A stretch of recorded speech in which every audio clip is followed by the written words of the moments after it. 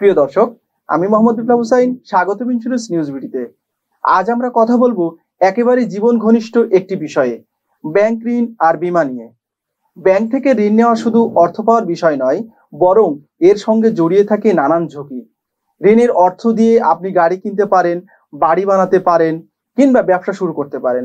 কিন্তু হঠাৎ দুর্ঘটনা, অগ্নিকাণ্ড, চুরি বা প্রাকৃতিক দুর্যোগের কারণে যদি সেই সম্পদ ক্ষতিগ্রস্ত হয়, তাহলে পুরো দায়ভার আপনার কাঁধেই এসে পড়ে। ঠিক এখানেই আসে বীমার ভূমিকা। ব্যাংক ঋণ নেওয়ার সময় বীমা করা বাধ্যতামূলক করা হয়, যাতে কোনো অনাকাঙ্ক্ষিত ঘটনায় ঋণ গ্রহীতা আর্থিকভাবে বিপর্যস্ত না হন এবং ক্ষতির দায়ভার বহন করে বীমা কোম্পানি। তাই বলা হয়, ব্যাংক ঋণ মানেই বীমা হলো নিরাপত্তার নিশ্চয়তা।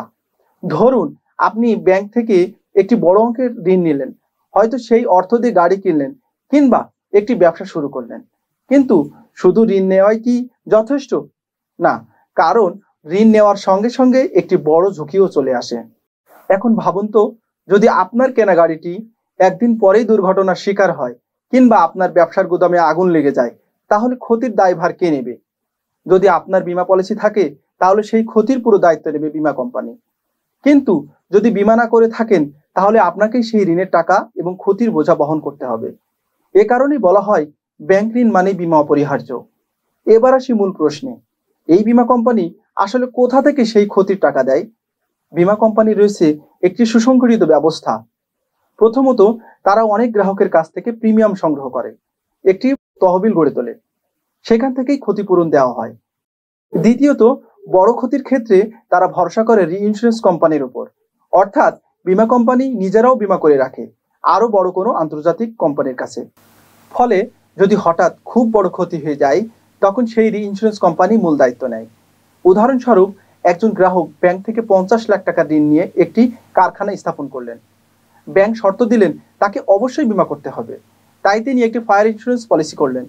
কিছুদিন পর দুর্ভাগ্যবশত কারখানায় আগুন লাগলো এবং প্রায় 20 লাখ টাকার ক্ষতি হলো। এখন যদি বীমা না থাকতো, তবে এই ক্ষতি একাই বহন করতে হতো ওই গ্রাহককে। কিন্তু যেহেতু তার বীমা আছে, তাই বীমা কোম্পানি ক্ষতির টাকা মেটাবে। আর যদি ক্ষতি আরো বেশি হতো, ধরুন 10 কোটি টাকা, তাহলে বীমা কোম্পানি তাদের ইন্স্যুরেন্স সহযোগীর কাছ থেকে অর্থ এনে সেই দাবি পরিশোধ করত। তাই প্রিয় দর্শক, ব্যাংক থেকে ঋণ নেওয়া মানেই শুধু টাকা নয়, একটি আর্থিক সুরক্ষা ছাতাও জরুরি। আর সেই সুরক্ষা নিশ্চিত করে বীমা। মনে রাখবেন, ঋণ নিলেই বীমা করুন, ঝুঁকি এলেই নিশ্চিন্ত থাকুন।